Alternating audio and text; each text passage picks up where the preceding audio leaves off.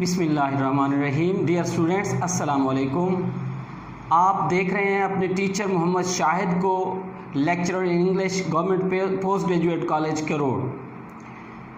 इससे पिछले लेक्चर में हमने ग्रामर का सिलसिला स्टार्ट किया था। तो ग्रामर का मुख्तसर तारुफ कराने के बाद जो सबसे अहम टॉपिक है वो है पार्ट्स ऑफ स्पीच। आज हम डिस्कस करने जा रहे हैं यही पार्ट्स ऑफ स्पीच। चूँकि इंग्लिश लैंग्वेज सीखने के लिए या उसके ग्रामेटिकल रूल सीखने के लिए मोस्ट इम्पॉर्टेंट चीज़ है पार्ट्स ऑफ स्पीच। तो लेक्चर स्टार्ट करने से पहले मैं आपको मुख्तसर सा तारुफ कराता चलूँ कि पार्ट्स ऑफ स्पीच का लफ्ज़ जो है एक्चुअली जो ग्रीक ग्रामेरियंस थे तकरीबन 2000 साल कबल 2000 ईयर्स एगो जो ग्रीक ग्रामेरियंस थे उन्होंने अपनी ज़ुबान में इस्तेमाल होने वाले मुख्तलिफ़ अल्फाज को उनके फ़ेल के लिहाज से, उनके यूजेज के लिहाज से, फंक्शन के लिहाज से मुख्तलिफ़ गिरोहों में, क्लासेस में तकसीम किया, उनके ग्रुप बना दिए। तो इन ग्रुप्स को उन्होंने क्या नाम दिया? पार्ट्स ऑफ स्पीच का। क्या नाम दिया? पार्ट्स ऑफ स्पीच का।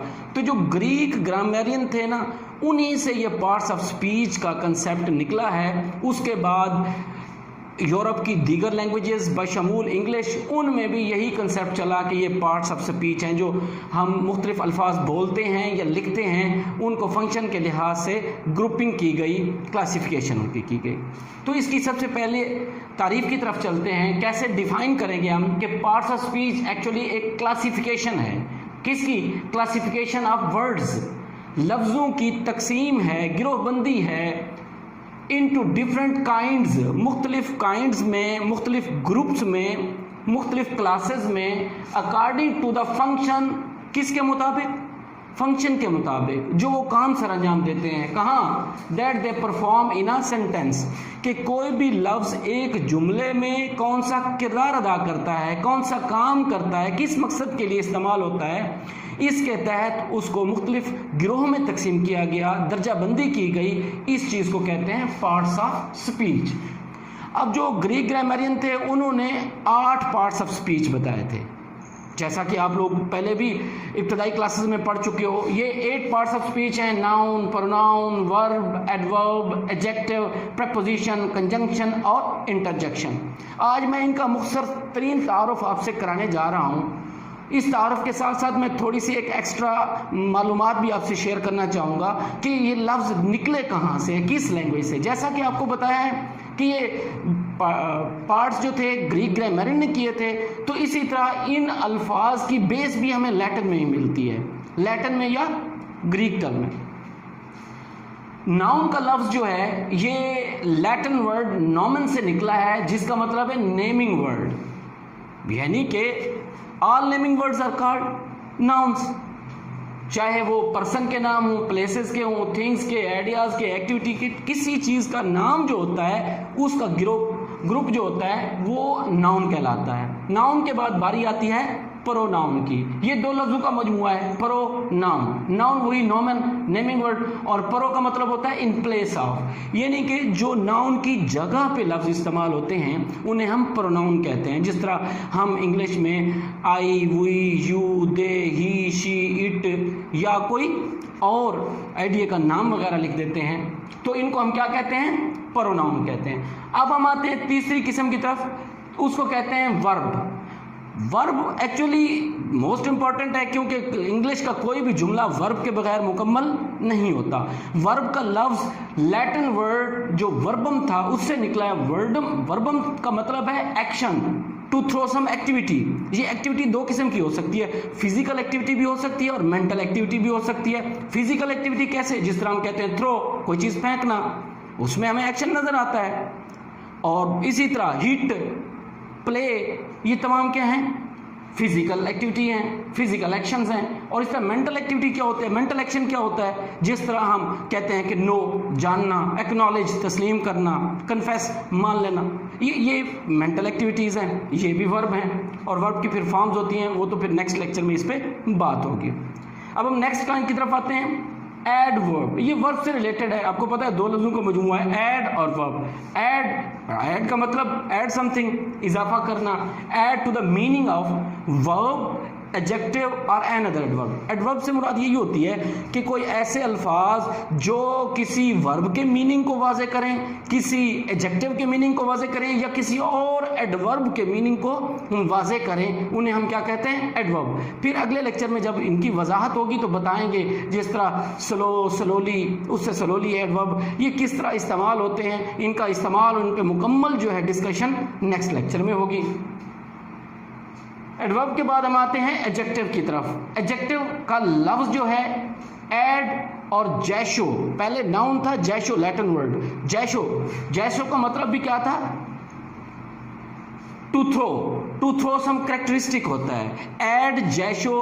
अब ये जो जैशो फिर पीछे एक लफ्ज जैसारे है, इसका मतलब एक्चुअली वर्ब में, ये वर्ब है, वो नाउन था, तो जैसारे से निकला है टू थ्रो सम कैरेक्टरिस्टिक, यानी कोई किसी नाउन की कैरेक्टरिस्टिक्स जो बयान करते हैं अल्फाज, ये वो अच्छी कैरेक्टरिस्टिक भी हो सकती है, बुरी भी, यानी खूबी भी हो सकती है और बुराई भी हो सकती है। तो ये क्या कहलाते हैं? जिस तरह बिग है, लार्ज है, गुड है, बैड है, ये कैरेक्टरिस्टिक्स हैं, इनके बाद नाउन आता है, तो इनको हम क्या कहते हैं? एडजेक्टिव कहते हैं। एडजेक्टिव के बाद हम आते हैं प्रपोजिशन पे। प्रपोजिशन ये भी दो लफ्जों का मतलब है, मजमुआ है। प्री का मतलब बिफोर और पोजीशन का मतलब टू प्लेस, यानी ये हमेशा नाउन से या प्रोनाउन से पहले आते हैं और उस नाउन का, ये प्रोनाउन का, नाउन इक्विवेलेंट का राब्ता बताते हैं किसी दूसरे अल्फाज में, वो जो उस जुमले में मौजूद होते हैं। तो ये भी एक लैटिन वर्ड है प्रोपनेरिया, उससे निकला है, उसका मतलब भी वही है, बिफोर प्लेस, यानी कि पहले किसी चीज की जगह पे आते हैं। In, on, at, up, under, above, ये तमाम क्या कहलाते हैं? प्रीपोजिशन कहलाते हैं। अब हम आते हैं नेक्स्ट कंजंक्शन की तरफ। कंजंक्शन का लफ्ज दो लफ्जों का मजमुआ है, कॉन और जंक्शन, यानी कॉन जो है ये फिर लैटिन वर्ड है कॉन, कॉन का मतलब है टुगेदर, और यूजेनरा, ये लैटिन वर्ड यूजेनरा, इसको क्या पढ़ेंगे? इसमें जे साउंड खामोश है, यूंजेरिया, सॉरी, इसको क्या पढ़ेंगे? यूंजेरिया। यूंजेरिया का मतलब क्या है? टू ज्वाइन, यानी कि ऐसे वर्ड जो ज्वाइनिंग वर्ड होते हैं, ज्वाइनिंग टुगेदर, जो इकट्ठे मिलाते हैं, हम उन्हें क्या कहते हैं? कंजंक्शन कहते हैं। जिस तरह एंड है, बट है, बिकॉज है, देयरफॉर है, ये दो सेंटेंसेस को भी मिला सकते हैं, दो फ्रेजेस को भी मिला सकते हैं, दो वर्ड्स को भी मिला सकते हैं, दो क्लासेस को भी मिला सकते हैं, यानी दो या दो से ज़्यादा वर्ड्स को मिलाने वाला, फ्रेजेस को, क्लासेस को मिलाने वाला या सेंटेंसेस को मिलाने वाला लफ्ज़ क्या कहलाता है? कंजंक्शन कहलाता है। अब हम आते हैं जो 8 पार्ट्स ऑफ स्पीच है, उनमें लास्ट पे इंटरजेक्शन पे, जो क्लासिकल या ग्रीक पार्टीशन थी वो 8 थे, उसमें लास्ट पे है इंटरजेक्शन। इंटर का मतलब होता है बिटवीन, और ये जेसारे लैटिन वर्ड है जिसका मतलब है टू थ्रो सम इमोशंस और फीलिंग, कि जो ऐसे अल्फाज जिसमें कोई फीलिंग्स या इमोशंस को ज़ाहिर किया जा रहा हो, हुर्रा, आ, एलास, ये तमाम अल्फाज क्या कहलाते हैं? इंटरजेक्शन कहलाते हैं। इनके अलावा जो मॉडर्न ग्रामेरियन हैं वो आर्टिकल और डिटर्मिनर्स को, इनको भी पार्ट्स ऑफ स्पीच में शामिल करते हैं। आर्टिकल जो है ये आप पहले पढ़ चुके हैं छोटी क्लासेस में, आर्टिकल ए, एन और दी होता है, इस पे मजीद डिस्कशन होगी। ये एक्चुअली आर्टिकल का लफ्ज भी आर्टिकुलस से निकला है, जिसका मतलब है स्मॉल कनेक्टिंग पार्ट्स, यानी ये भी नाउन के साथ आते हैं और उनका राब्ता उस जुमले में मौजूद दूसरे अल्फाज से करते हैं।